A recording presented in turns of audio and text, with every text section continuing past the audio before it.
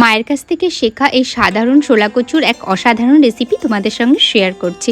প্রথমে শোলা কচুটাকে খুব ভালোভাবে ধুয়ে তারপর তাকে গ্রেট করে রেখে দেবো। এবার কড়াইতে বেশ খানিকটা সর্ষের তেল গরম করে তাতে শুকনো লঙ্কা, তেজপাতা কালো হওয়া অবধি ভেজে তারপর তাতে পাঁচফোড়ন দিয়ে ভাজবো। এবার লম্বা লম্বা করে কেটে রাখা আলু আর কাঁচা লঙ্কা দিয়ে বেশ খানিকক্ষণ নেড়ে, হলুদ দেবে অবশ্যই, নেড়ে নিয়ে তারপর গ্রেট করে রাখা শোলা কচুগুলো দিয়ে বেশ খানিকক্ষণ নেড়ে তারপর ঢাকা দিয়ে এরকম করে কষতে দেব। ঢাকা দিয়ে এটা সিদ্ধ হওয়া অবধি মাঝে মাঝে এটাকে নাড়তে হবে। নুন মিষ্টি দিয়ে আবার কিছুক্ষণ এভাবে ঢেকে ঢেকে এটাকে হতে দেব।